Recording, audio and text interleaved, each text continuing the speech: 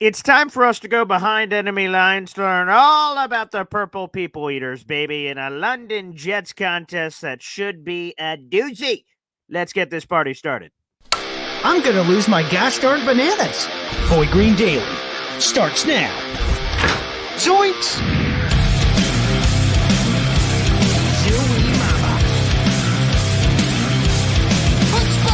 I made it clear that my intention was to play, and my intention was to play for the New York Jets.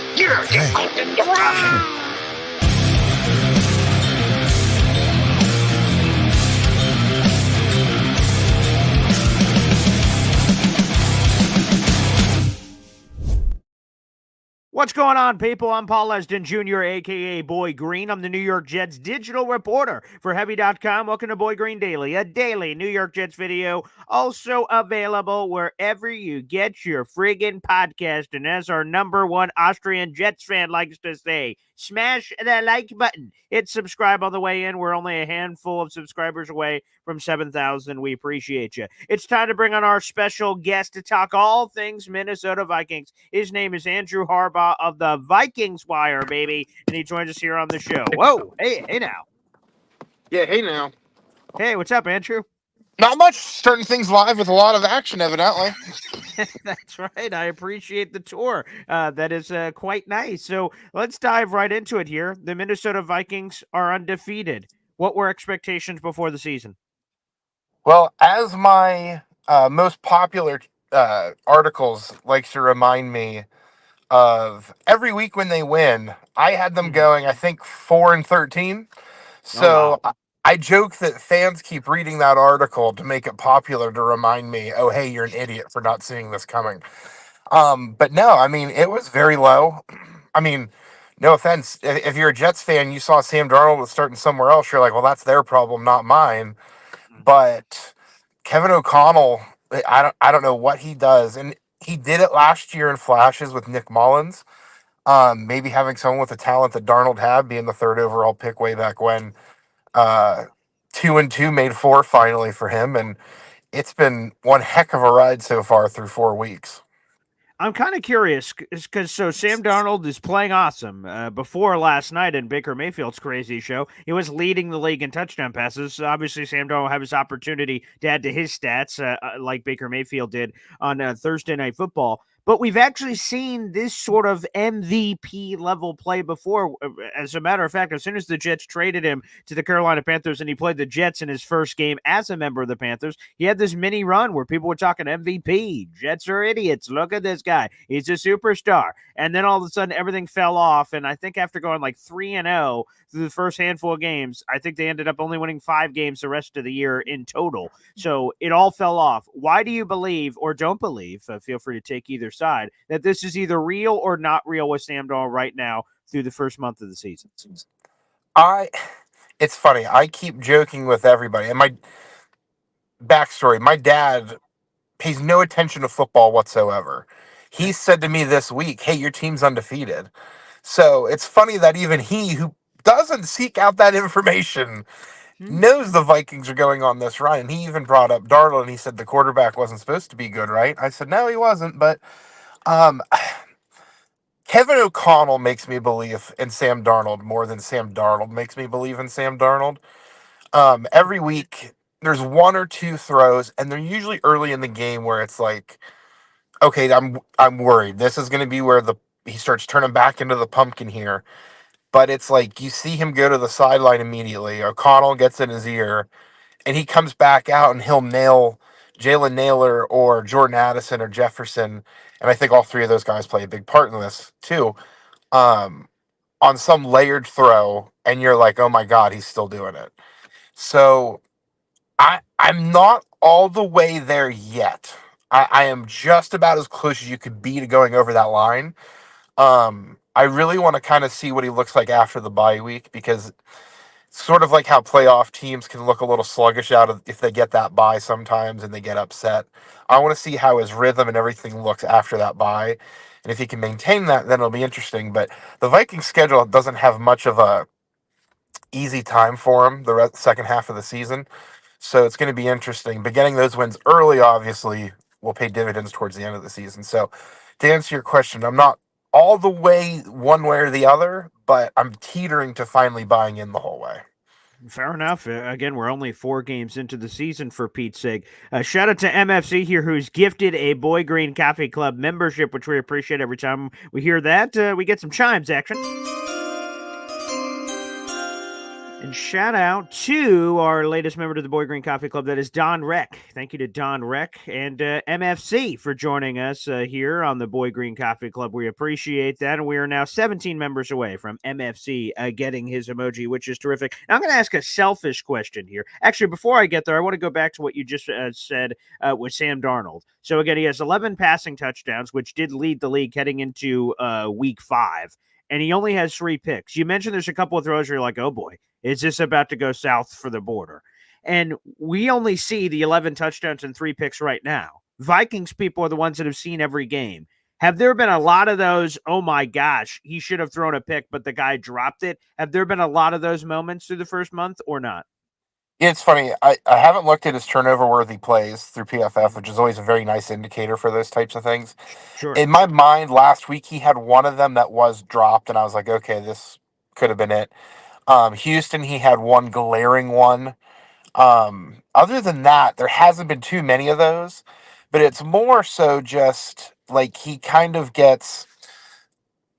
I'm big on analogies and I'm big on pro wrestling. He's kind of going off script and getting Ah, creative at times. okay. And Kevin O'Connell has to go lead writer Triple H and be like, no, we got to stick to the script. We got to stick to the ending. We got to go do what we're kind of trying to achieve here. And I think that's the only time. And I think that's a very big part. Like I said, there's a lot of contributing factors that are maximizing his potential. The skill players, the coaching.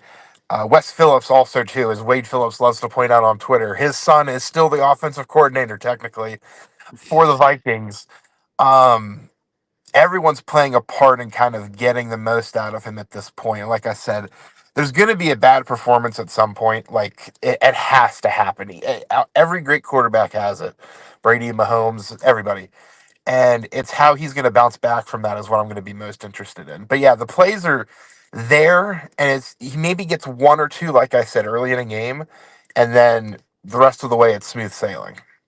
Let's go into that because we had a Vikings analyst on the show yesterday, and I brought up the same stat, which is one of the most jarring stats I think I've ever heard.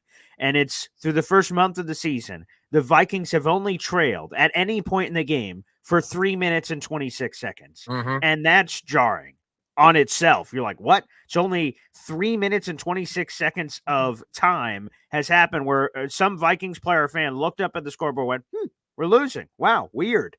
And the rest of the time, obviously, they haven't been. And the other interesting thing is, I heard Rich Eisen say this on the Rich Eisen show, is that the next closest team is at 27 minutes. So, like, there's this massive gap. So I go back to what you just said, where you're like, inevitably, Sam Darnold as a singular focus item is going to have a game where he struggles. It's going to happen. It hasn't happened yet. And the team is going to have, I would assume, a moment of struggle unless they're going undefeated at some point. They don't seem to, from some of these select stats, to have faced a lot of adversity. How do you believe they will face the adversity when inevitably it comes? Maybe it comes to this game against the Jets in London. Maybe not. Maybe it's a different game because the Vikings have been kicking people's ass and blowing the barn doors off seemingly every game. So maybe they do that again. But, if it does happen against the Jets or some other team, how do you believe they're going to respond to such adversity? Yeah, and I think too the reason they've only been training, I think that was week one, because their first drive of the season was a fumble in very close or very deep in their own territory, and I think the Giants capitalized on that, and I was like, oh boy, here we go. And I think I have a pretty awful tweet that it's aged like this is how the season's going to be, but nobody has to look that up. But no, I think the defense has played a big part in really capitalizing with, and they've played good quarterbacks: Brock Purdy, C.J. Stroud. Sure.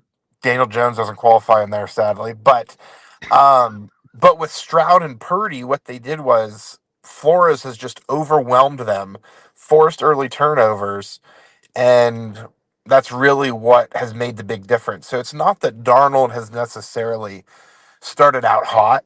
in any of these games. Like obviously he hasn't had to play from behind, and I think that'll be another interesting tell to see how this will go. Because again, just like a bad game's coming, they're going to be losing at some point, and he's going to have to win a game for them. But for now, the defense has really played the part, and we've seen teams and quarterbacks through the history of this league get carried by strong defenses. And obviously, the game has changed to kind of cater more towards that. Running backs are becoming more prevalent. Defense is becoming a big thing once again after years of teams loading up on receivers and quarterbacks, and you got to score 40 points sometimes in these shootouts. But no, I think it's going to be interesting to see how Darnold plays from behind. But for now, the defense has really played a big part in why they haven't had to do that. Again, we're speaking with Andrew Gosh darn Harbaugh here, baby, of the Vikings Wire, talking all things purple people eaters here on the program. Now, Andrew, I'm going to ask you a selfish question. How in God's green earth is Justin Jefferson still producing? Because I imagine every game he goes into, the defensive coordinator goes, where the hell is Justin Jefferson, and how the hell am I going to stop him? Double team, bracket coverage, this, that, A plus B equals C. All these different things. They're throwing the kitchen sink at Justin Jefferson, and somehow he's still producing. And why I categorize it as a selfish question is because the Jets have Garrett Wilson. And we are very high on Garrett Wilson here in town. We hyped him up in the offseason, said all he's needed is a quarterback to reach that next that Justin Jefferson level, if I may, is all he needs to do it. And we're a month through the season, and we haven't seen it. And the complaints have been, well, he's faced really tough corners. Defenses are throwing the kitchen sink at him. And I go, well, what about Justin Jefferson? And maybe that's unfair. What about Justin Jefferson? People are throwing the kitchen sink at him. Devontae Adams, people are throwing the kitchen sink at him, and go through all these star wide receivers. Mike Evans last night, and he goes off. Like, even if really good receivers are facing either really tough corner matchups or a defense's focus, they still seem to be producing, which to me is like, I don't think that's an excuse for Garrett. I think he's got to make plays if he's as good as we think we are. So I'm curious, again, how the Vikings specifically create separation, create opportunities where Justin Jefferson is able to get open. And also, feel free to comment on the Garrett Wilson side. Am I being unfair in that analysis? As far as the Justin Jefferson aspect goes, I mean, I think he's already on his way to what is going to be a Hall of Fame career. Mike Evans, Mr. Consistency, once again, as last night showed, 1,000 yards 10 years in a row. He almost has averaged almost 10 touchdowns a season there too, with Future Hall of all Famer, yeah. 100%. With all the quarterback issues they've had in Tampa, highs and lows. No, with Garrett Wilson, it is odd. I don't think it's necessarily. I'm not a big fan of the Jets coaching staff, and this is from the outside looking in. Sure. Um, and it's funny. My Jets discourse is really displayed through watching Mike Greenberg lose his mind on Get Up in the Morning, and Connor Rogers suffering through all the different memes he's able to post and just fit perfectly through games, whether it be the Jets or the Mets. But no, I mean, I think the issue is a little bit of the inconsistent quarterback play, not really being able to get in a groove for Garrett Wilson. I think some of it is Aaron Rodgers is so weird at times with how he develops relationships, whether it be coaches, players, whatever. And I'm not blaming that on anything outside of football. I'm looking talking strictly football here. I think it's tough for a young receiver to come in like that. And obviously, Garrett Wilson's college teammate Chris Olave has done the same thing in New Orleans, where he too has looked like a potential All Pro down there. It's just getting into a groove of it all. I don't have any less faith in Garrett Wilson than you. As far as your expectations are high, they should be high. He's very, very good. I think he's going to keep developing. I think the biggest thing is just getting that rapport with Rodgers down. And I think Nathaniel Hackett is also not helping matters either. And that's the benefit to where Jefferson has someone like Kevin O'Connell and all these other weapons around him. That's the other thing too that Wilson doesn't necessarily benefit from is Jefferson can't get double teamed efficiently. Like the whole first half last week against the Packers, I think he had 23 yards. I say that because I may or may not have had a parlay that involved his yardage. And But the second half, he almost got into 100 yards. In the first half, all they did was leave Addison open, and he had 2 touchdowns in the first half as a result. Not being able to focus on one player helps. And I think that's why for you, Doug, to take over hosting duties, I think that's why Adams is so popularly linked to the Jets is you need someone else there to make it easier on Wilson. Like if you get Adams, then you have that Jefferson Addison situation where Adams is going to take a lot of that coverage to start the game, and he's going to be the talk of the game plan. And then you're going to have someone like Addison, who, as a rookie, had almost 1,000 yards and 10 touchdowns. And I would take Garrett Wilson over Jordan Addison every day of the week, twice on Sunday. And I think it's just he benefits from not having to be the lone guy there. I think if other people were missing, and Jalen Naylor has stepped up too for the Vikings. That's somebody else you guys have to worry about. Had a really strong training camp preseason, and that has gone into the regular season. Um, they've just really got this deep receiving core, and there's not a lot of household names, but they're all causing enough problems to where like second half adjustments are like, okay, we've got to let up coverage on Jefferson, and that's where you see teams lose to him, and he gets all of his work.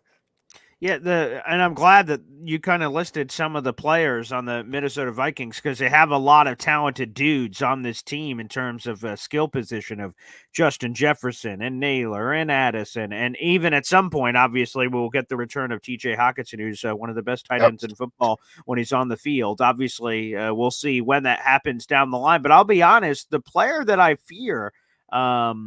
That instills fear in me is not Sam Darnold, not number one anyway. I have a number one player on this list. It's not Justin Jefferson. It's not Sam Darnold. It's Aaron Jones, who of course Yeah. is leading your team in rushing. He's second on your team in receiving, and Aaron Rodgers knows him intimately, obviously, and he's talked about him very highly this week during his media conversations. He's the guy I fear from screens and runs and everything because with that Vikings offensive line paired with Aaron Jones, it just seems to be a special recipe for success. And that's my fear heading into this game is all the different things he's able to do. Is that fear warranted? Oh, 100% it's justified. Aaron Jones last week didn't have as explosive a plays, but he had a lot of work, a lot of different touches in the pass and running game. The week prior against, my gosh, games are mixing up. When you cover two teams, it's tough. Yeah. But the week prior, he had over 100, almost 150 total Texans, yards. right? Yeah. Yes, that's what I was thinking. Um, Almost 150 total yards. So again, he's flashed at times when he was with the Packers that he could be a receiving back and a reliable one, but he never really got into that role whole time. I Mhm. think that's another thing just to parlay that back into the Darnold conversation is he's been a very nice safety valve there. And I think he's taking that role that Hawkinson will have once he comes back where O'Connell's going to scheme him into just kind of being there for dump offs, being there just as like out in the flats, like, hey, if the looks don't if your first two reads don't look good, you've always got Aaron Jones out here to the side, and Jones has done really well. If I joke, I call it the microwave effect, where he's able to heat up very quickly in space and get 5-7 yards, and those Mhm. add up. Those extend drives, and those can really break a defense. But no, Aaron Jones. Usually, when you see a veteran running back leave a team, you're like, okay, they know something we don't in the public. Um, but no, Aaron Jones has looked the part, and they paid Josh Jacobs, and Josh Jacobs hasn't looked that great. And I think that Packers fans after last week are really missing Aaron Jones, and I think it's even worse. It's kind of not as bad as Favre going to the Vikings for them, but it's definitely not great when you lose someone to a division rival like they have twice, notably um, with Aaron Jones, first Favre, and then obviously Aaron Jones. Well, we're talking about a lot of revenge angles this week. Obviously, you got Sam Darnold, Kevin O'Connell, another former Jets quarterback, cast off. That's on that list. But another name I'd like to highlight is Blake Cashman, who is leading the Minnesota Vikings in tackles. He's a guy that the Jets drafted, a Minnesota guy, of course, as you guys already know. They draft him, and he was talented and fast and agile, but he just had injury issues. So they eventually hit the eject button and just send him to Houston for a late round draft choice. And now he ends up here in Minnesota Vikings land. He was a guy that I think fans loved a lot, but they always called him Blake Glassman because he was always hurt all the time. So what is Blake Cashman brought to the team, leading the team in tackles through the first month? Seems like things are going pretty well. Yeah, against San Francisco, I think was the only not even bad game he's had, but just the linebacker group as a whole. And when you play a Shanahan team, your linebackers aren't going to look great because of the way he's able to do the zone runs and everything like that. But no, overall, like against the Packers last week, he was all over the place. He was making plays in the pass game, the run game. He's doing a really good job, and I think this speaks to Flores.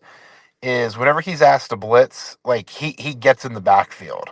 Like it's not a question of if, but when he does, and like it's not popping up a bunch with sack production, but the quarterback hits are there, the pressures are there, and that's something the Vikings lead the league in with almost 100 pressures so far this year through 4 games. So they're not letting anyone breathe, and I think Cashman's playing a big part in that. And players get hurt, and you can't afford to wait for them to get healthy, and you never know what's going to happen with someone's body. Obviously, like Jets fans didn't know what Rodgers' Achilles was going to be like. You just hoped. And I think the same thing can be said for Cashman, where he obviously went to Houston, then he got paid to come back home to Minnesota. He's been very quietly in the run and the linebacker positions undervalued anymore in the NFL, unless your name's Fred Warner. Um, but Cashman has very quietly put together a great year, and he's also leading that Vikings defense. The Vikings lead the league in sacks, and there are two names I've heard a lot from the outside, not getting ready for the Vikings game yet, just kind of, casually watching. And I've heard Jonathan Grenard and I've heard Andrew Van Ginkel brought up a lot. But when you go to the stats, there's some guy named Pat Jones II that leads this team in sacks with 5. First off, why isn't he getting any hay? And can you just talk about him? The 5 sacks surprised me. I was like, whoa, who's this guy? I haven't heard anyone talk about him. Yeah, he's got 5 sacks and he's averaging less than 20 snaps a game in the process. Wow. He had 2 in each of the first 2 games. Took some time off. He got a sack last week to kind of get back into the groove of things. I think it's more, again, just like we talked about with Addison benefiting from Jefferson. When your name's Pat Jones and you're on a defensive edge rotation that involves Andrew Van Ginkel, Jonathan Grenard, first round pick Dallas Turner, you're going to get lost in the fold there. And obviously, playing so few snaps, you're coming in a lot fresher than those other guys. So, just as a late sub in a game is going to have more juice, I think that's really where he's taking advantage of things. But he has done a very good job. Like, I think he came into the season, Lord, don't quote me on this. I think he had 5 sacks in his career coming into the year, Wow. or something low like that. And coming out of Pitt, he had injury issues. It wasn't sure if he would carry over and develop into much. There was times in the offseason I had him as a cut projection, but he stuck Wow. around despite the edge depth they have. And again, there's a reason I'm writing and Brian Flores and Kwesi Adofo-Mensah are running that roster and defense. But You were no, right, by the he's way. He had 5 sacks in his career, and then he's doubled his career sacks just this season. Yeah. I thought so because I remember thinking that was the thought that he doubled it. But yeah, no, I think he's really just benefiting from a scheme that's really advantageous to people who want to get after the quarterback, and B, being in a group that involves Ginkle, Grenard, and Dallas Turner. Wow. So I'm seeing these like crazy stats from ESPN, so I just kind of throw them at you, and I'm curious your thoughts. Vikings wide receiver Justin Jefferson has a touchdown reception in every game so far this season. If he gets one on Sunday in London, he will join Randy Moss, who did it in 2004 as the only players in Vikings history to have a receiving touchdown in each of the team's first 5 games. Is that almost automatic? I mean, you guys have Sauce Gardner, so I mean, it's going to be interesting to see. I would like to think so, and I think you're seeing kind of what Tampa Bay's done this year with Mike Evans, where Mike Evans' touchdowns aren't these crazy long pass plays. Jefferson has one of those. He had one very big play against the Texans, but a lot of his work's kind of come within that red zone. And I think that's kind of where they're taking advantage of him. They're letting Naylor and Addison eat these chunk plays up. And then when the field gets condensed, there's nobody I trust to shake a defender, whether it be press coverage or zone or whatever you want to run. Jefferson just gets open. So I think that definitely could happen. But again, I'll give you guys credit. You've got Sauce Gardner. Sala has a pretty good defense with the secondary, the way they can play at times. It'll be interesting. Everyone's finally healthy for this Vikings team. So again, just like Darnold, Jefferson's got to throw a zero in there at some point. It just may not be on Sunday. I think the run they have going is going to keep going a little bit. And I think it could parlay, like I said, into another historic performance in what's been 4 weeks of historic performances for this Vikings team. And going to the other side, the New York Jets, of course, have Aaron Rodgers, who has 17 career wins against the Vikings. That's tied for the most against Minnesota. I'm curious, does Aaron Rodgers still strike fear into Vikings fans? And will that past familiarity factor in at all, even with different regimes that are currently in place? It's funny. Harrison Smith was talking about it this week. How I think he said this was going to be the 21st or 22nd time he's played Aaron Rodgers. Mm-hmm. And he said it with a black eye from getting a cleat to the face last game. Oof. And yeah, which again, anybody who follows the Vikings and knows Harrison Smith, it's uh, par for the course for him at that point. But no, I think the familiarity is definitely going to play a big factor. I think what Flores has done, he hasn't faced off with this Vikings team, and the corners for the Vikings can definitely be a weak spot. Stephon Gilmore's been a really bright spot signing with them late into the preseason. I think Rodgers could maybe have some success early. I think second half adjustments is going to be really the key to watch there. If he picks them apart early, Flores will have no problem laying into his guys. Van Ginkel talked about that this week, that despite their turnovers they forced against Jordan Love and everything like that, he said Flores was not happy with their performance. So he has all of them thinking we've got to get the best out of ourselves. And if the first half goes Rodgers' way, I think that first drive, second drive coming out into the third quarter is where you're really going to know if the familiarity is going to play a factor and Rodgers is going to be smooth and confident because all he's seeing is this familiar uniform across from him, or if Flores is like, nope, these aren't your Vikings, these are my Vikings now, and we're going to show you how things roll here. All right, Andrew, finish us off with a crystal ball prediction. What do you believe is going to transpire in London between the Jets and Vikings? I, it's funny, as we talked about earlier, my week by week predictions article had them at 4 wins. So I need them to lose every game of the rest of the year to be right. Yeah, obviously. Um, Yeah, we'd love to help you with that. Yeah. I'll be honest though, I think Cinderella hasn't struck midnight yet, and I could see this. I could see it being close in the first half, but like I talked about with the second half adjustments, this team has been known to take their foot off the gas this year, where they kind of get a big start to the game, kind of just coast their way through that. I think last week, almost losing to the Packers was the reality check they needed. I think they put a complete 60 game performance in, and I think they um, start the Robert Sala goodbye tour potentially. Oof. And again, I love Sala and I love watching him through Hard Knocks and everything last year, but I think the turnovers are going to be a big thing for Rodgers. I think if the Broncos can get to him as much as they did last week, I shudder to think about what the Vikings can do. Um, and I also think that just the team right now for the Jets are having more issues than what the Vikings are. And at the end of the day, I think that's going to make a bigger difference. So I think the Vikings pull this one out and make for a long road trip for them. So, what's the score prediction? Lay it on us, Andrew. I'll go 31-17. Okay. 2 touchdown. Interesting. Okay. Our other Vikings analyst this week predicted a 10-point win. So, okay.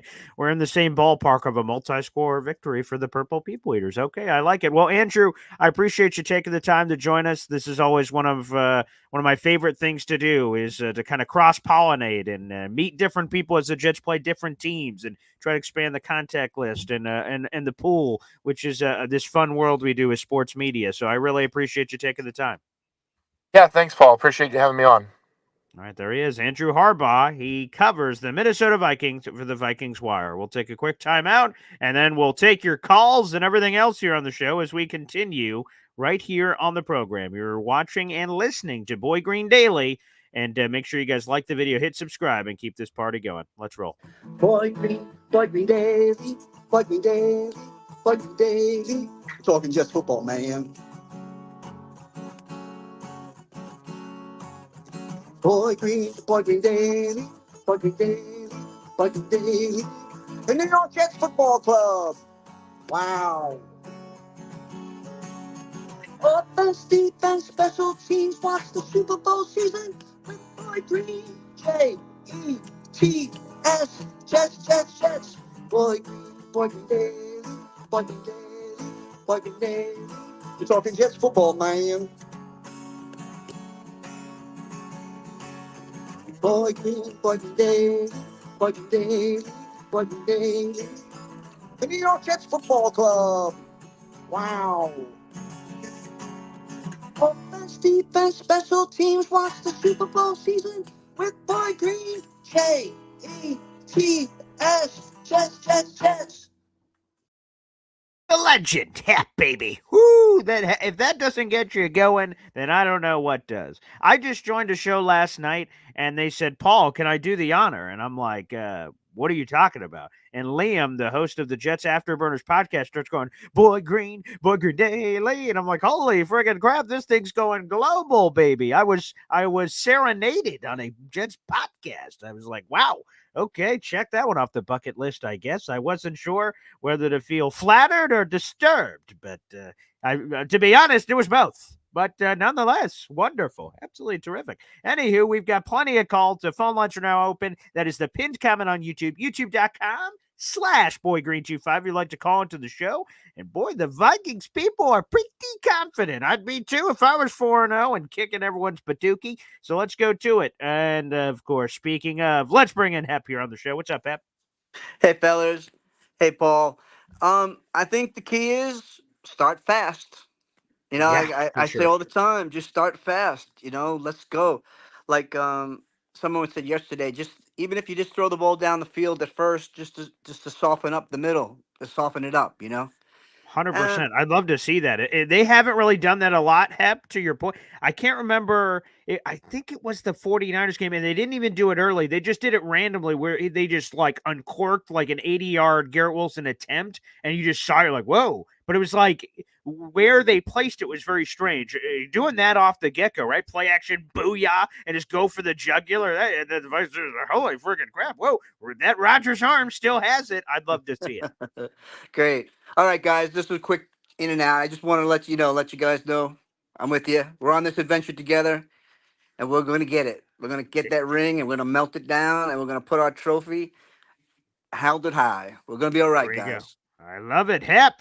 Way to kick off. Let me see. Do I still have it up there? This is the ring he's talking about, baby. Look at that. Look at this. The Jets, a replica Jets Super Bowl III ring. You see where it says right there? World champions. World champions. Okay? World champions. I want some more hardware for Papa. All right, let's go back to the phone lines. Who do we got here? Johnny Boy here on the show. What's up, Johnny? Hey man, so I heard the Boy Green Daily Hep song is #1 on iTunes. So I heard that too. I heard yeah, that too. man, so Yeah. that's what I heard. So I'm shout out. surprised Hep could still call in with all the royalty checks he's getting from this wildly popular song. I thought he'd be, either counting Benjamins or in Aruba or something, perhaps. Maybe that's why the call was so quick. He had to jump on the private jet. That's probably it. I don't know. Yeah. Yeah, man. Hey, you're completely right. That's who I'm worried about. It's 33, Aaron Jones.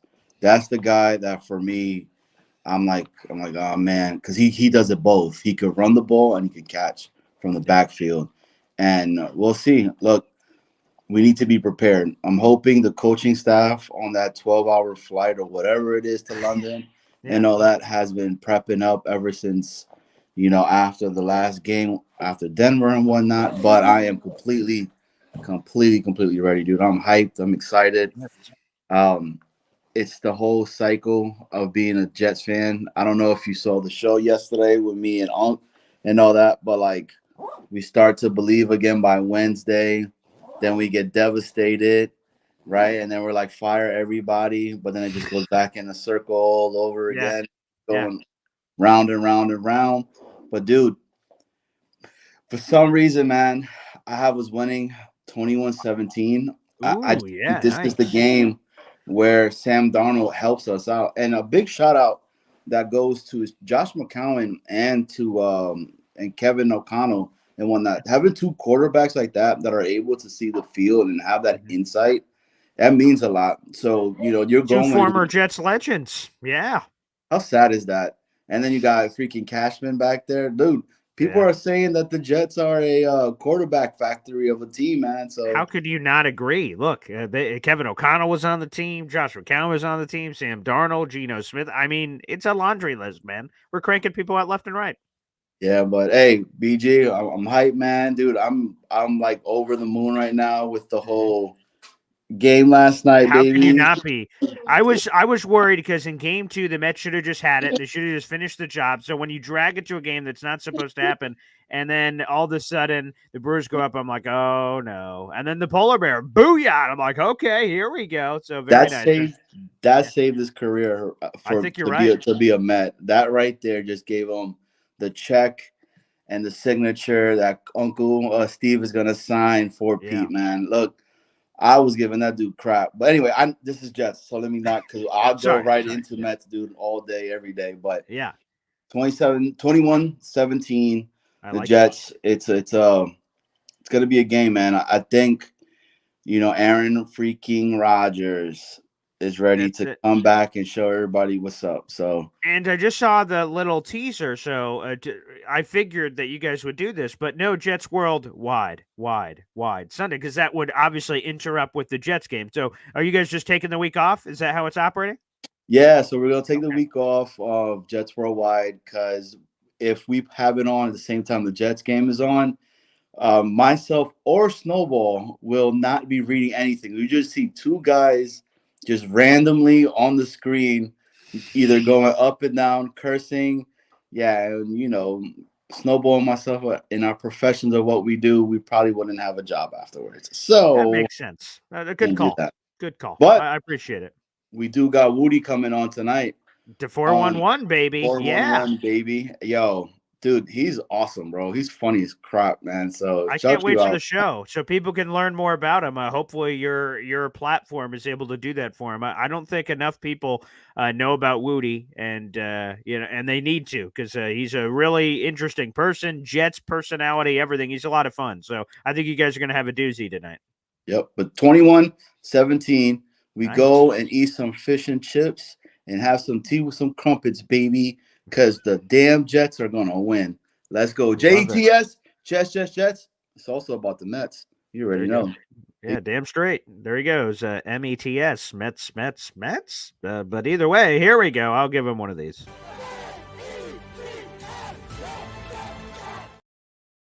Beautiful. You love to see it. All right, let's go back to the phone lines here. Who do we have next? NY Jets FL is here on the program. What's up, pal? Well, good morning. I finally figured out why the Vikings are a 3-point favorite. Took me a Do little while to tell, figure because this out. I'm a No, little surprised. no. It's going to be obvious now. Um, Okay. they had a huge division game against the Packers last week, and next Mhm. week they played the Lions. Okay, Hmm. so we're the sandwich game. We're the sandwich game.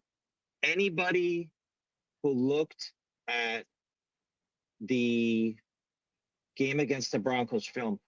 I'm saying the coaches of the Vikings, if they go back to the Broncos film, they'd be like, what the F happened to this team? How could this Mhm. team look so bad? Yeah. And if I was a player, I'd be like, in a way, in the back of my mind, I'd be like, oh man, this team looks horrible. I mean, we just came off a huge win and this team looks so bad. We're just gonna come in and roll them. So I Yeah. think the psychology Mm. part is what a lot of people aren't really thinking about. This could be I mean, the Lions are a hell of a team. This could be the Vikings. In order to get a wild card, or or a division. You know, this is a serious game. The game against the Packers and the game against the Lions are huge Yeah. games. So a sandwich. Maybe I said something wrong, Paul. I'm not a lot of sleep.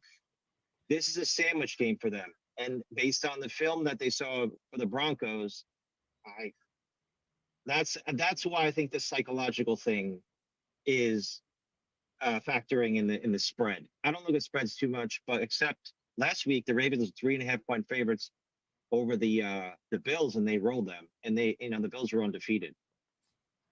So That's a good point too. Mm.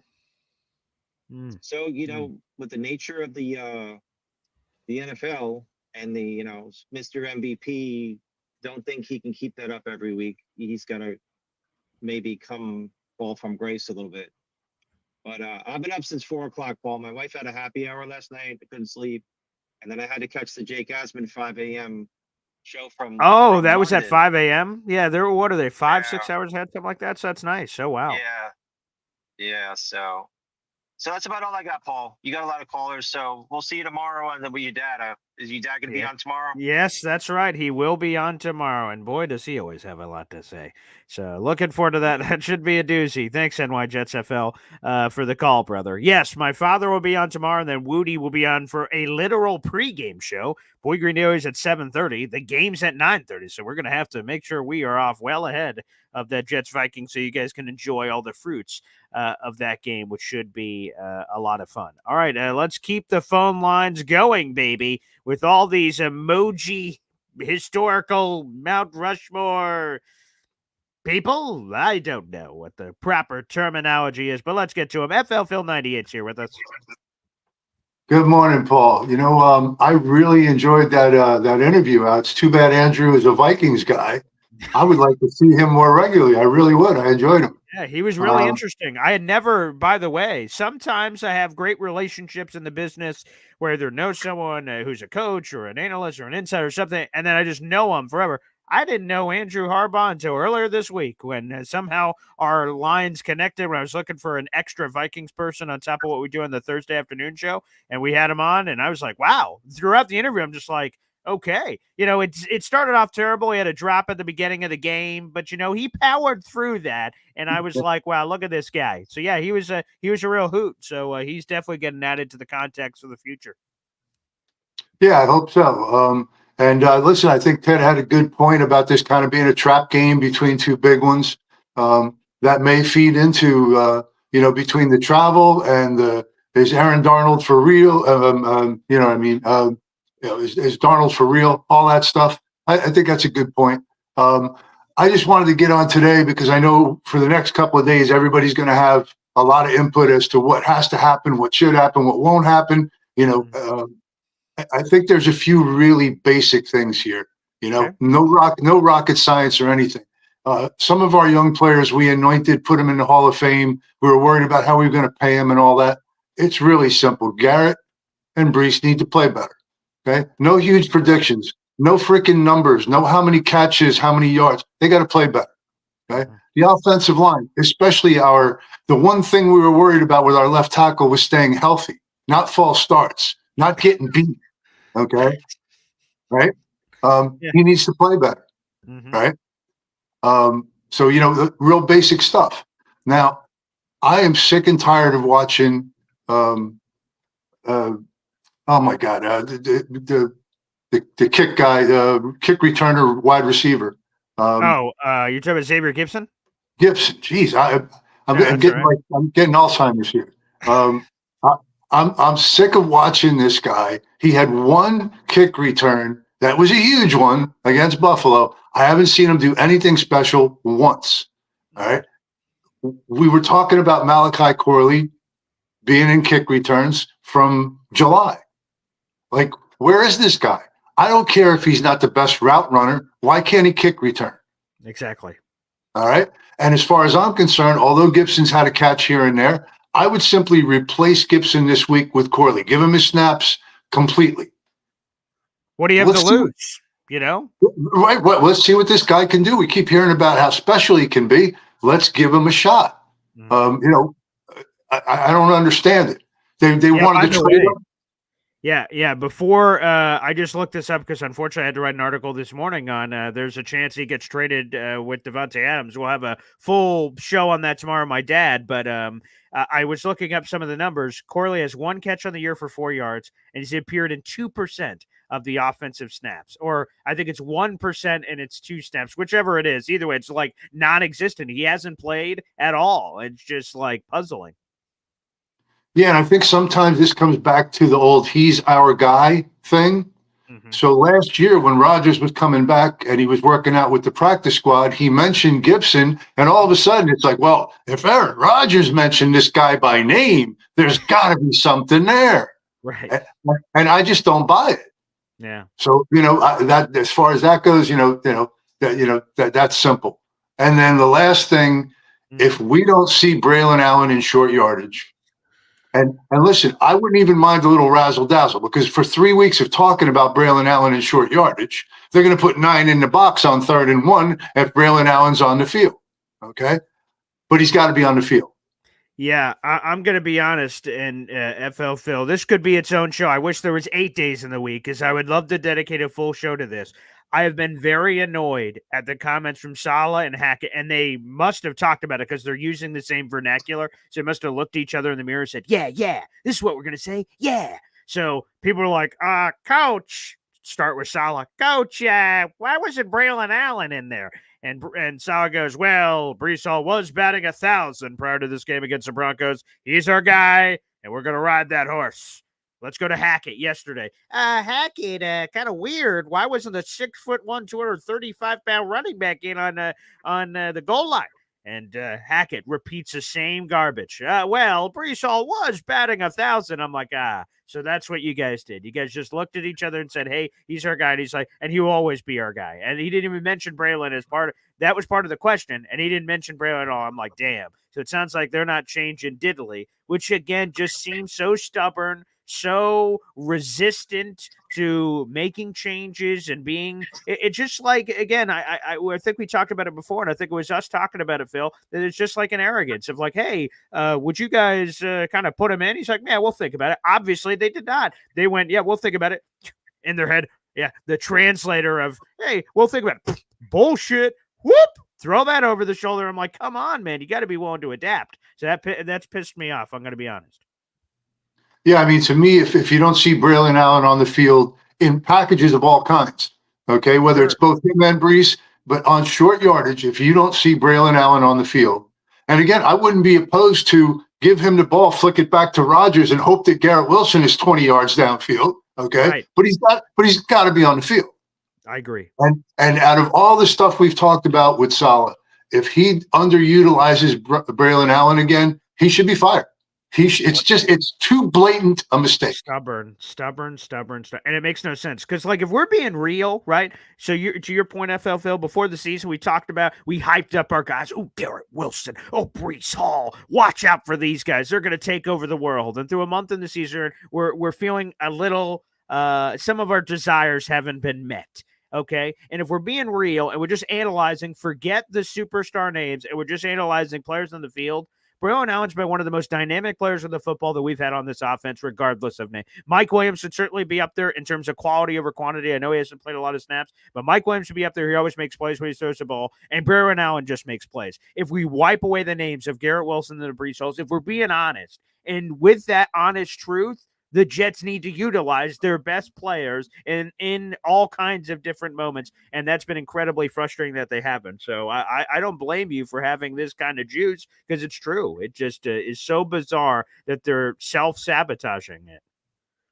Yeah, and listen, I think all players go through this when they have some success, where maybe they start to feel their own, oats a little bit. They're reading their own press clippings, whatever term you want to use. Mm-hmm.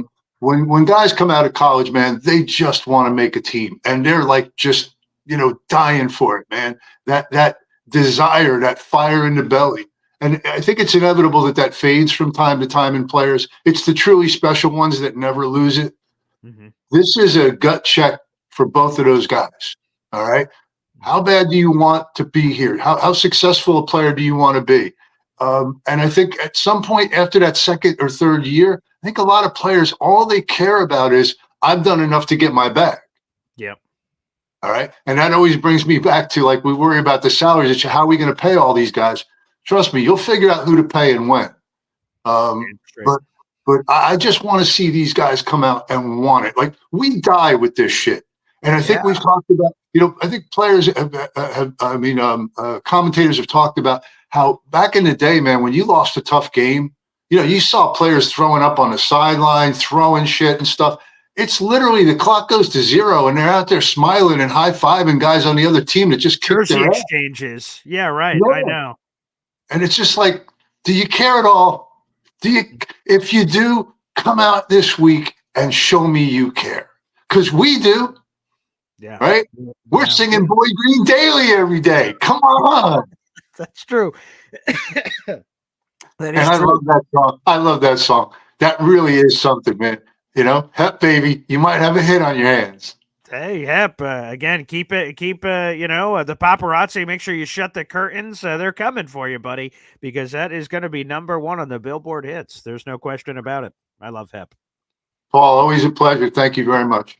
Thank you, FL Phil 98. Love the passion, and I'm glad that you guys utilize this platform to share the love. So feel free to do so. This is a show by the people for the people, baby. Again, we got 300 plus people in the room. Make sure you guys like the video, hit subscribe, spread the gospel of Boy Green Daily. And let me check. What's our current number right now? We got more callers to get to, and we'll get to you, I promise. I just want to see where are we at on subscribers right at this very moment in time. All right, we are 9 subscribers away from 7,000, 7K, baby. So we'll see if we could get there at some point during the show or at some point here in the near future. So this puppy has been blowing up like nobody's business. Let's go back to the phone lines. We've got Uncle Tio with a, goatee, a cut. Okay. What's up? What's up? Happy Friday. Happy Friday. Yeah, I got a little cut, a little something or whatever, a little change the look a little bit, you know what I mean? So, there you go. It's Friday, it's the weekend before the big game. Yeah. I have a question for you. I have a question for everyone. Oh, okay. Do we think this game is a must win at this point of the season?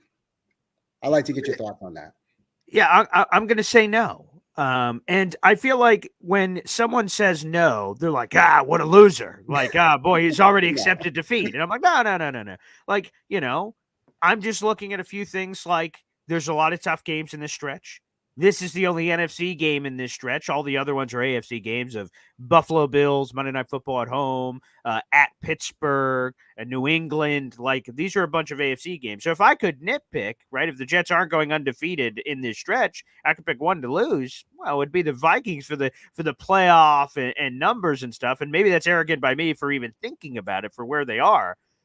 But no, I don't think it's must win from that, like an absolute. If they lose this, the season's over. Some people will probably feel that way because of how the Broncos game went, and pairing that right next to whatever potentially happens in this Vikings game, I could understand the frustration that will be happening when we're doing a post-game show at a very weird 2:30, 3 o'clock time. It's going to be very bizarre on Sunday to do that. But no, I think the Jets have a lot of chance in this game too. So I'm not waving the white flag or anything. But just to answer that specific question as you laid it out, no, I do not believe so. Yeah, I talked about this on my show with Johnny Boy, a few points in regards to like their defense and our defense are like conversely interchangeable. Both are in the top of the league, top 5 defenses. But for them, they actually stop the run, but are dead last in the pass, while we stop the pass, but are really, really bad in the run, like 20th in the run. So that has to change, obviously for us to win. But just a couple of points that I think that are hot points that I think we need to keep an eye on. Okay. What I mentioned yesterday about Aaron Jones.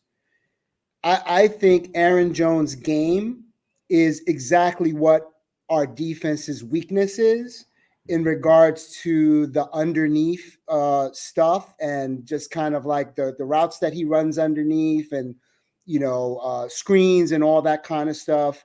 I mean, Aaron Jones lives between the 10 and the 20-yard line, getting the passes from the quarterback. There's no one that knows that better than Aaron Rodgers for several years. doing those exact same plays that we're starting to like incorporate with Brees Hall, right? Mm-hmm. The other point is if we could stop that and Sauce and DJ have, prime time games on the X and the Z, stopping Justin Jefferson and Mm-hmm. the wide receivers. I think we can win this game. It's going to be both teams only give up 16 and 15 points respectively a game for Mm-hmm. 4 games.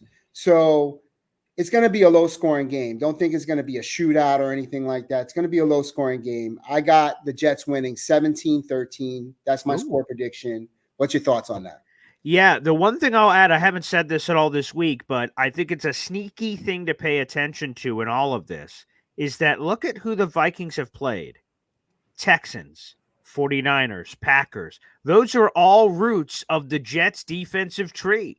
So the Jets have a unique advantage of seeing how the Vikings attack teams like the Jets, which again are all the Brian Flores, the Shanahans, all of them, LaFleur, all of those guys all together. They operate similar style stuff. So I think the Jets got a great benefit of seeing those 3 teams, and obviously the Vikings pistol whipped all of them. So the Jets could go, alrighty, let me note that down and see if they have a zig to the zag, because the Vikings have seemingly handled that kind of schematic very well. I'm kind of curious how they kind of bounce back from that. Now, on the low scoring, it's interesting because, I'll be honest, I've been blowing a lot of these bold, big, sexy predictions of this guy going off or that guy going off. So I'll be curious to see. The one thing is, I think there are chunk place opportunities now. Does it turn out to like Aaron Rodgers carving up the Vikings for a cajillion yards? I'm not quite sure if I'm willing to go there, but it seems like with the Vikings, to your point, being last in pass defense, it seems like that secondary could get taken advantage of by a quarterback that's been around the block. Of course, the key is doing those first 2 things, because if he's on his back, it's impossible for him to take advantage of the secondary with the blitz pickups, and then the Vikings being number 1 in pressures and number 1 in sacks. Like, if the Jets don't handle that business, it's not going to matter how terrible or how vulnerable that Viking secondary is. So I also have the Jets winning this game. We've had a variety of scores so far. The first Vikings guy yesterday said 27-17. This guy said it's going to be a 2-touchdown victory, like 31-17, somewhere in that ballpark. You're at, was it 17-13 Jets win? Yeah, that's what I have. And I think a lot of other things to take into consideration.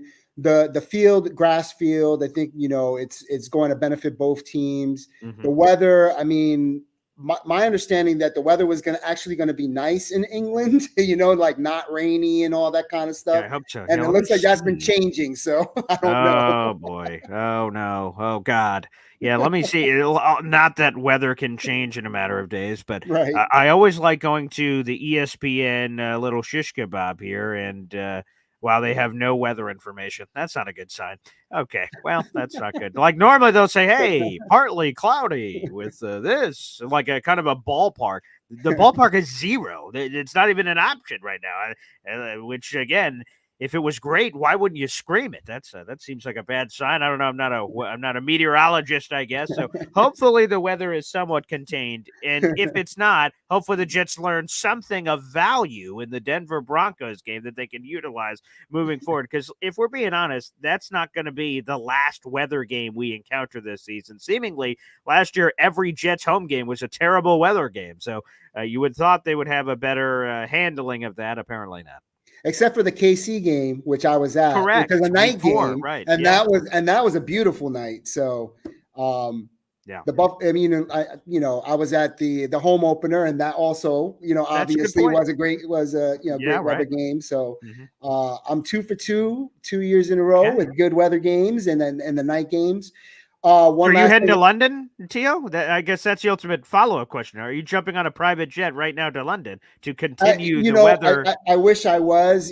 My people didn't call their people on time to set that up. So, the prime minister and all that kind of stuff. Of course. Yeah. Yeah, I could have been there for, tea and crumpets, but I said, I've got family things to do this weekend. Of course. You're a man. I couldn't make it. Your family. But I will say this, one last thing. Yeah. Jake Asman was on early this morning at 5 a.m. and shouted you out and said, "Good Lord." Is like I'm on. Somebody mentioned and commented. I'm on before the coffee club, and Boy Green, eat your heart out at 5 a.m. That's funny. I was asleep, so that is hilarious. He beat me. That's how Jake always sells it when I join him on these Friday shows. So like by the way, for those who don't know, I guess I don't want to assume there's no Jake Asman show because of the time difference. When he wanted to do the show, he can't do the show because he has things going on. So yeah, there is no Jake Asman Boy Green show for I think it's a second straight week. But yeah, that's funny when he brings me on. He's like, normally, Boy Green revs them all up, gets them ready for me, and booyah, the Jake Asman show. And now that bastard it jumped in front of me. We can't have anything nice. What in God's grace? I thought we agreed on Terra Toys. I'm watching the Vince McMahon thing on Netflix. We all have our own Terra Toys. He's in my turf now on the morning show thing. He's gonna like the vibe. All of a sudden, Jake Asman show's gonna be at 5 a.m. now, and he's like, "Yeah, I like this coffee club thing. I'm gonna have to change the entire brand." Thanks, Jake. Well, he's in the UK, so we're the coffee club. He's gonna have to be the tea, the tea in the tea or something like that when he goes to the UK. But as always, Paul, great show. Salute to the coffee club, and this is gonna be a weekend where there's gonna be a lot of talk. I know you're gonna be on both days. Before and after the games, talking about this. There's Devontae Adams in the in the shadows. There's a lot of the lead up to the game is always very tense and anxiety ridden. So gonna be some good stuff, good material, whatever, and possibly lurking in the shadows, Devontae Adams. Something may happen this weekend. Who knows? So you might be able to break that. Although, Tio, the thing that's lurking in the shadows that people are paying more attention to, if I'm being honest, is James Woody being on the 411 tonight. Can you give us those juicy deets? Yes, sir. So the 411 on New York Sports is going to be tonight, Friday at 6 p.m. And we're going to have none other than your co-host on Boy Green and Woody, Mr. James Woody, rocking everywhere. Woody, rocking everywhere. Yes, sir. Yes, sir. Yes, sir. So great guy. Great to meet you guys at that tailgate and for the game and stuff like that. And it's going to be an awesome show. So. Yeah, so if people want to subscribe to the channel and watch all that, that is the white name under Tio Uncle VR. It is the 411 on New York Sports. You guys can look up that YouTube channel, like their videos, subscribe, and make sure you don't miss it on Friday nights at 6 o'clock, baby. Beautiful. Yes, sir. JETS, Jets. Well, I'll be checking in this weekend with you and afterwards after the game. So let's go. 17-13. We're going to pull it out on the way to Buffalo. There we go, baby. Beautiful. And by the way, the Jets are only a game out of first place in the AFC East. Not too shabby. We got more callers to get to. Let's do it, baby. Terrence joins us here on the program. What's up, Terrence? Yo, what's up, fellas? How y'all doing? I love the Chris Collinsworth slide in. Like, you don't slide, but your mic slides in. You're like, yeah, I'm being called upon. Whoop. And it's almost like I don't know if you're a wrestling guy, but Ken Kennedy, when he's ready to speak, he used to bring his hand up to the skies, and people would be like, "What is he doing?" And then a mic just drops down from the heavens so he could go, "And I." And I was like, "Yeah." So that's very nice, good juice there. Oh, thank you. Yeah, very nice. Okay, so I do have some notes. Oh, sure. I love notes. Well, first of all. So Tuesday, you did the show. I had to get up early. I had to get some tires on the van. So while I was sitting there waiting for them to service the van, I was listening, and I wanted to give a shout out to a few people here. FL Phil 98, thank you so much for mentioning me and my positivity, my positive energy. One thing, when I was watching all you guys before I actually jumped on, I knew who I was. My goal was to bring some positive energy to all the shows, to all the people. And so I appreciate that. Johnny Boy says something. Appreciate it. Thank you. Uncle VR, he also said something. Thank you so much. Appreciate that. Now, the next thing I have here is, well, Sunday, you're coming on at 7:30, right? Yep. So why don't you just stay on and we have a watch party? People have asked about that before. Yeah, maybe I'll have to do it. I haven't really ever done it, but well, I think I've only done it once, and then I don't know the interactions or something. I don't know the feel, the vibe. So you know what? I have to consider it. So Terrence, I will take that. And I will, unlike Salah, I'm not going to say, yeah, we'll consider that. And as soon as this is over, I'm just going to go and then throw it over my shoulder. I will actually consider your request for a live watch party. Yes. All right, well, if you need someone to assist you, Oh, I'm here. wow. Hey, that's full my service. TV, yeah, my computer screen is here, and my TV's right up in front of me here. I can That's watch it beautiful. here. And That's we the could thing do I'm that. going to have to update because my my baby is coming next month, so which is beautiful. Thank you to my beautiful fiance for everything she's doing. And one of the installations they're doing, because we're having some of her family come in to kind of help us with the baby, is one of the things they promised to do is right in front of this like studio is a wall, and they want to put a plasma right in front of me so I can like do exactly as you're saying, so you can watch games and kind of like you could do it all together in sync without me moving this studio out to like the living room or the man cave or something. So yes, that is in the works. So yeah, that might have to be a debut here. That wouldn't be too shabby. So yeah. Oh, that's awesome. Okay, Yeah. now get some players here. Yeah. FL Phil 98 brought up Gibson. Mm-hmm. Yeah, in the 1 season and 4 games, he's only had 1 play, and it was the first game. It was. Yeah, he can have a seat for now. Mm-hmm. And I think that we're gonna all right, so this is where I'm in limbo here. Okay. Aaron Rodgers, we all know his mind for football is off the charts. Of course. The problem I have all my years of watching sports and trying to figure it out, when you got the veteran player that's that smart, and then you got these young players coming up, we have to figure out, can they match the level of brain power as the veterans? I think that's what's happening now. I think Rodgers playing with the child, I'm going to say that name instead, and his brain versus Aaron and his brain, and these guys keep up with this guy. And I think that's what's happening here. When Garrett was getting the 1,000 yards a season and Brees Hall was number 2, they were playing with someone that had not as much sense as Rodgers. Okay. Now Rodgers is bringing them down to earth. They're probably playing like they're down to earth. And this is the results we're getting. Maybe that's it. So these guys got to get into the room. I think these guys need to start studying. Obviously, when you got those false starts like that, you're not. It's the learning process. Must be. Yeah, I don't know what it is. Yeah, it's got to be. I mean, snap count. You got to learn that. And I don't think 3 games. If they played all 3 games in the preseason, they probably still won't get it right if their brains are not there. So we're gonna see the level of intelligence that the players that we thought were great have.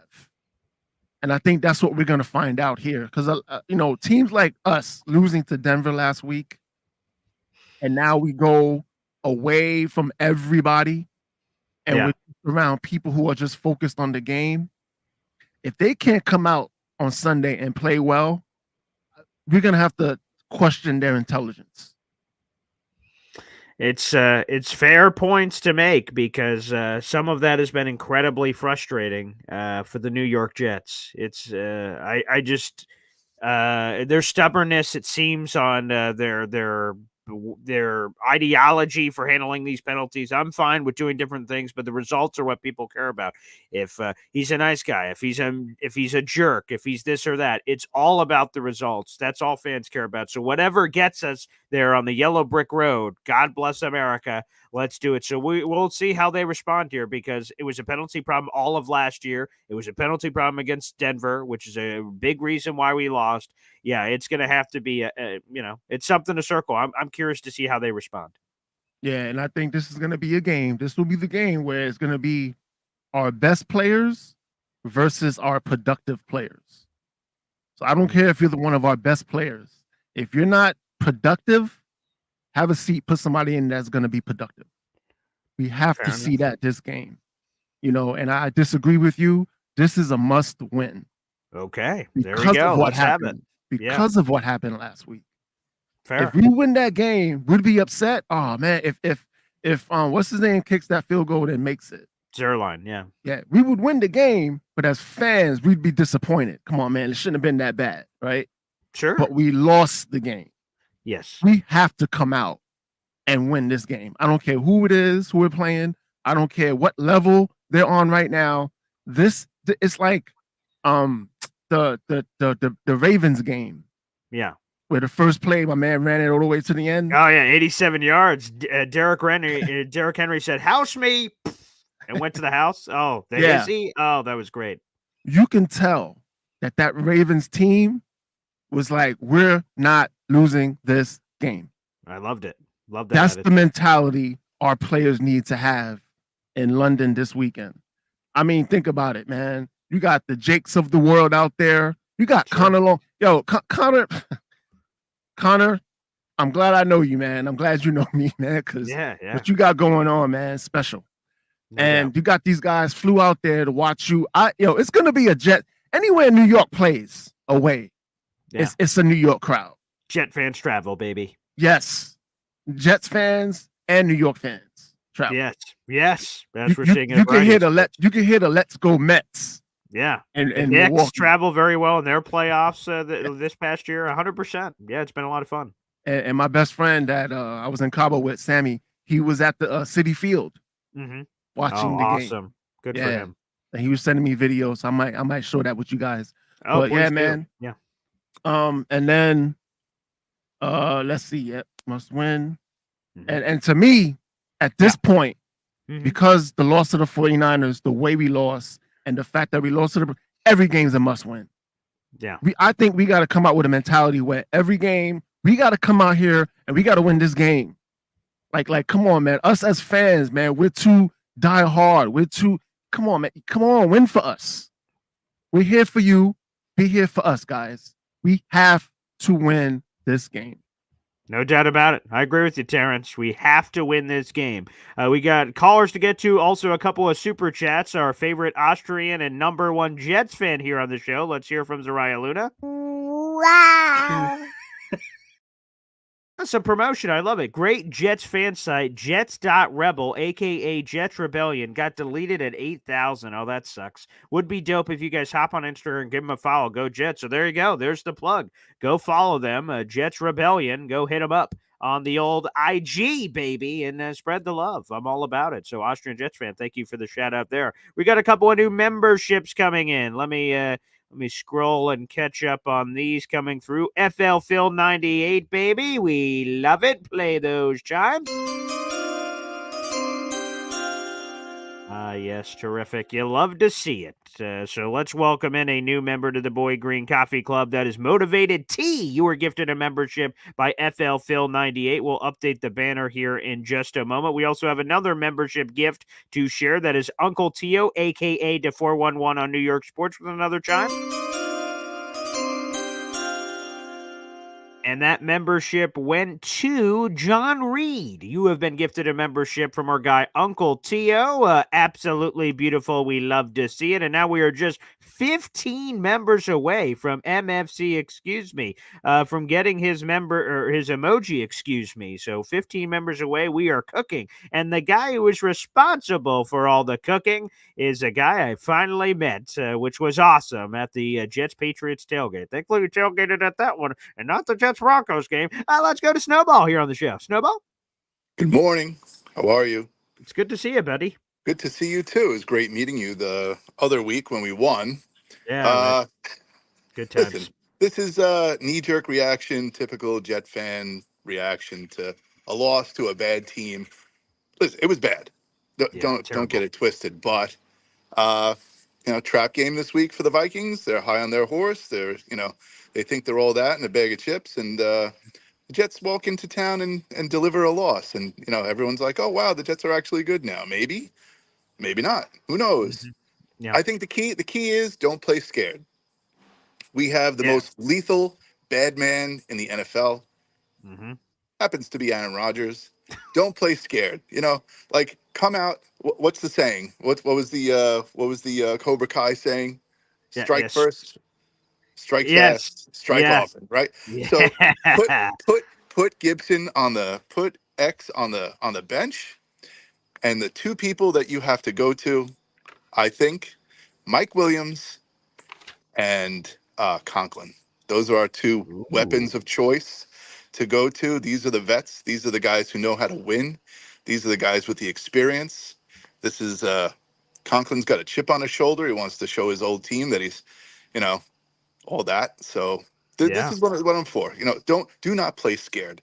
Uh, Blitz. We know Sam. He is bad when he's off the spot. Let's Mm-hmm. let's push him off of his mark. Let's take advantage of a situation that we have some knowledge about, and that's it. That's all we got to do. I think. Is it going to be an easy game? No, absolutely not. Do I know Right. what the score is going to be? No, I have no idea. This could be a high scoring game. This could be an extremely low scoring game. Mm-hmm. It depends. Our problem is that we don't come out fast. We do not Yeah. come out fast. So That's what scares me because this Vikings team, folks, if you have not seen the game so far this season, let me give you a spoiler alert. They start out fast, very fast, and they have opened up a can of whoop ass on all of these really, really good teams, which scares the crap out of me. So, Jets, you better start fast, or so God help me. It's going to be very tough to turn it around very quickly. It's going to be, especially when the Vikings lead the league in sacks. If they can start drooling over having a lead and knowing we're going to pass more often than not, that scares the crap out of me. So, but 100%, I think you're right. That's something we haven't said yet. Snowball is everyone's crowning the Vikings as the best team in football, and I'm not saying, hey, look at the what they've done. They perhaps deserve that talk, but sometimes that talk can creep into the head a little bit, and you could strike first, strike fast. I like that. yeah. So that's what we're doing. And if we, I want them to win the coin toss. I want them to defer. I want to get the ball first, and stop being cute too. Like Yes. Brees Hall is a running back. Mm-hmm. I understand that you can put him out on the. He had his most success in the backfield. Yeah. Do that. Put him in there. Use Brees. Use Allen. Put them both in there at the same time. This is not a chance. This is not a game to be cute. This is not a game to try. Being experimental. Just go with your gut. Give the ball to Rodgers. Give the ball to Braylon Allen. Give the ball to Mike Williams. Give the ball to Conklin. Just go to the ones that you know that can do it. Damn That's it. straight. Yeah. Snowball, thanks for the call, brother, and enjoy the week off of Jets Worldwide. You guys, I'm sure, will prepare something even bigger and better than ever the following week. Yeah. Go Jets. Jets. Jets. Jets. Jets. There we go. Snowball joining us here on the show. We got another 5-piece of memberships. This is our boy Devin, a.k.a. DNY for life, with a 5-pack combination, baby, which means we're only 10 members away for MFC, which is awesome. MFC totally deserves it. He has been a wonderful help here on the program with all of his support, which we truly appreciate. So a chime and some Jets love.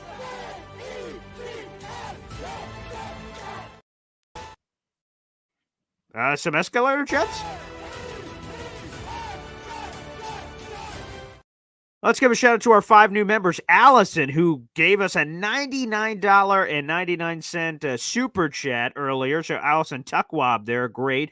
Drupa Cabra 7, ISU RB4FL, Rafini Ramirez, Cliff Burlew. You guys are all now members to the Boy Green Coffee Club. Absolutely awesome.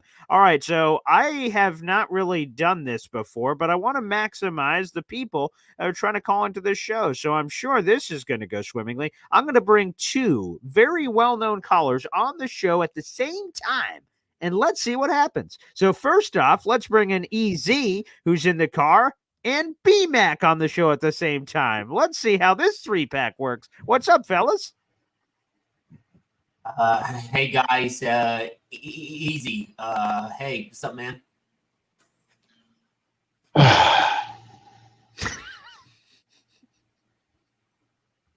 Hello. EC, can you hear us? Yeah, I can now. Every Oh, time you get me on, you hit me right at the dead zone on the highway. It's so fucking funny. yeah, and I know, and I do it Oh at my god. random times too. So yeah, so right now we have myself, Easy, and BMAC all on the call at the same time. So I wanted to Wait a hear minute. Is your this thoughts on BMAC, CMAC, or BroMac? It's B-Mac. I don't know. No, B-Mac. I want to see. I want to see you with CMAC and BroMac because I think you're the same person. You're like Clark Kent and No, Superman and shit. Oh yeah. no, you just got to wait for the family And, reunion, and then the camera will be there. But like, Oh my god. yeah. is you truly the original B-Mac? Okay, the original BMAC. It's great to have you. The So, boys, original BMAC. that's Cool. it, right? I love ordering a BMAC when I go to McSpanky, so it's a wonderful time. We'll start off with you, Easy, first. Easy, what's on your mind? Well, I think the Jets defense has to be unpredictable, and the offense too. We have to be unpredictable in this game. There's 4 games worth of film. I think we need to blitz Darnold. I think we need to show different fronts, different packages. Put a 5-man front on defense. Then go back to the 4-2. Go a 5-1. Go. Just keep switching it around. You got to be unpredictable. We cannot let them be comfortable. We have to always give them a psychotically different look. Just got to do it. I mean, that was the magic of Bill Belichick. He schemed for every team. He didn't have, all right, this is the Patriots defense. The Patriots defense was whatever he felt it needed to be with that team, with the talent they had available on the field that day. And that's why he was so successful, because he was good at taking away what you did best. No matter what you did best, no matter what team it was, that's how he won games. Oh, that makes sense. All right, BMAC, what's on your mind? Yeah. First of all, good. Owen. First of course. Yeah. I agree. This is a must-win. And I think this is a game that they have to get back on track and the war. A lot of people are against the Jets. A lot of I look all on ESPN and all these other networks.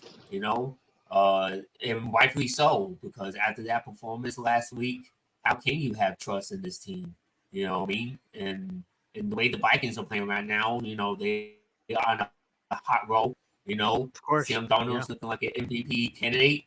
And so the Vikings are looking like the best team. The Jets are looking like a team like they don't like nobody knows who they are. Like they have no identity. Like defense and on offense.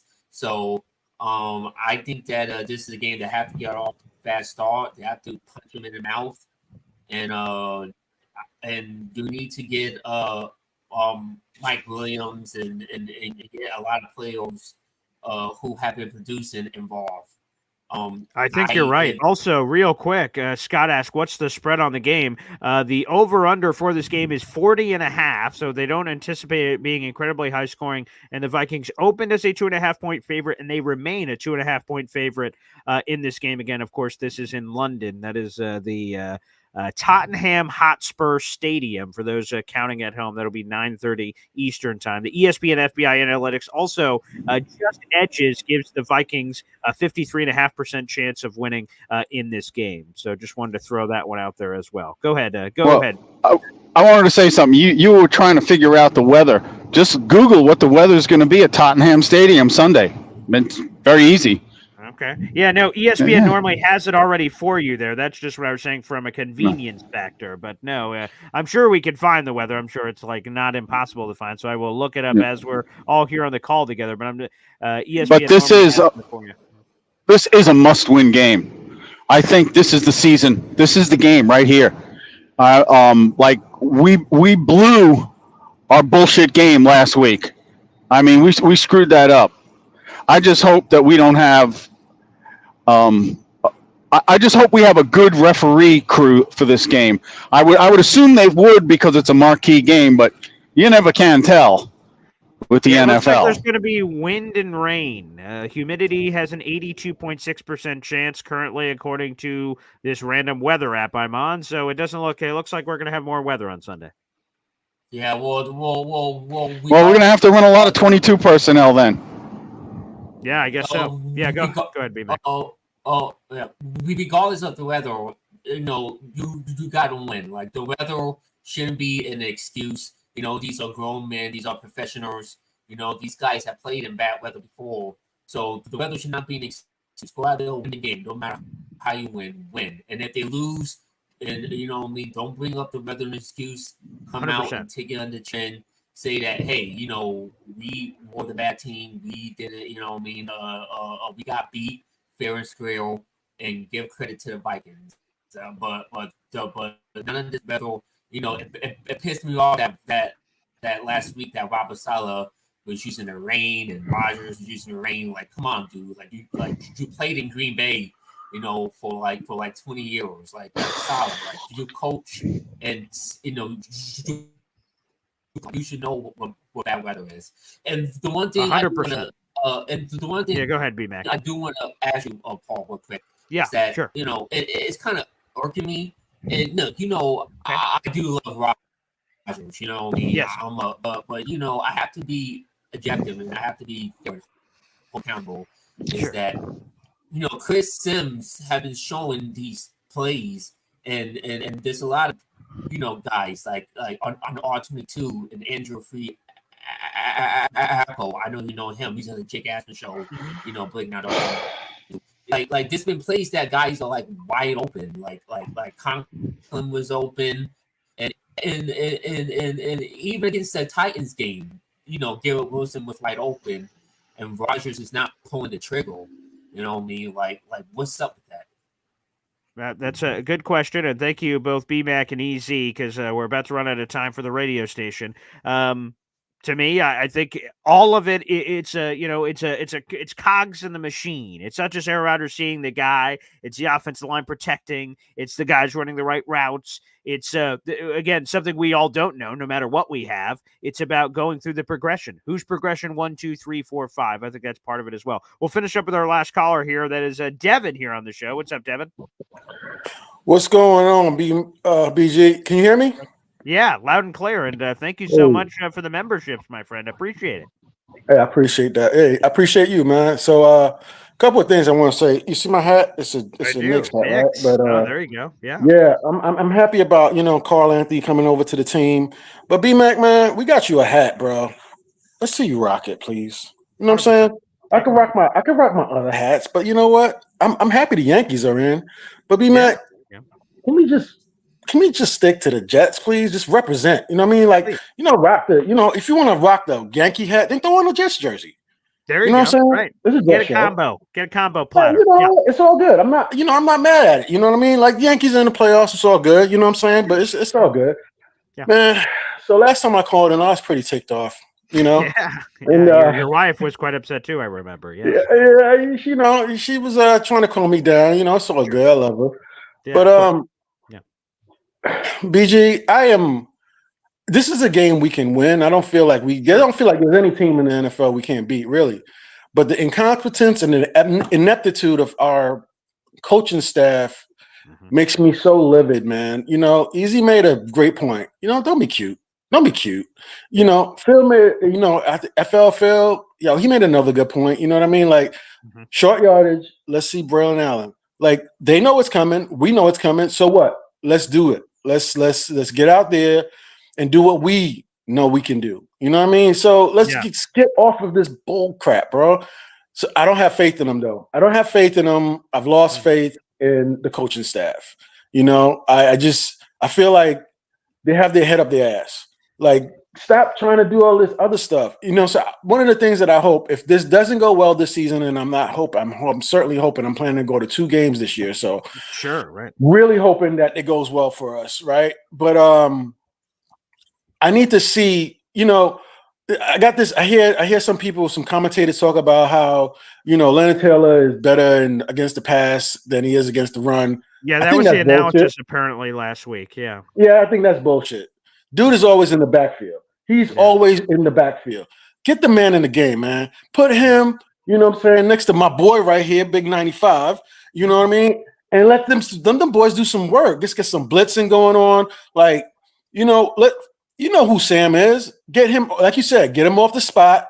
Mess with his brain. Let him throw that pick to Sauce, because you know what? Sauce is way past due for that pick. And let's just start rolling, man. I'm just so tired of seeing dumb play calling. First play of the game, let's go play action. Let's go up top to Mike Williams. Stretch the field. He catches everything. Why can't we give this 16? How do you not feature someone that's averaging 16 yards per catch? Like, start the game with that dude, man. You know what I mean? Let's get Corley involved. Like, why isn't he? We're the only team that can't figure out how to use rookies. Like, why is that? And these kids are special. Like, this is again, it comes back to the coaching staff. I get so frustrated with it because I'm sitting here and it's like everyone in Jets fandom can see the same thing and be like, well, why are we not doing this? So I'm going to be optimistic because I'm that more, and I always want to see my Jets win, you know. Sure. But can we just get it together? Robert Saleh, somebody, I hope y'all watching BG and just listen to some of the Jets fans, bro. Like, because you know, if we lose and you try to do these things, we'll not be happy. Of course, we will not be happy, but we'll at least know we've seen something different now. You know what I mean? So I really appreciate that, BG. And I just, you know, I'm a fucking Jets fan, bro. Damn straight. You know, let's go. We need to get, every year we go, oh, this is going to be the year. No, man, this is the year. We have Aaron Rodgers, and I hope Aaron Rodgers, bro, if you see what you're looking at, hey, be okay with a new offensive coordinator for next year. You know, just be okay with a different offensive coordinator. Let's get somebody that's just a little bit more creative. I'm just not very confident in our staff for figuring this stuff out. But BG, man, it's Friday. It's my Friday off. You know what I'm saying? I'm off every other Friday, so I'm happy about that. And let's go Jets. Jets. Jets. Let's go. Love it. Devin, there you go. As FL Phil 98 says, absolutely different. Every word, including BMAC and that damn hat, too.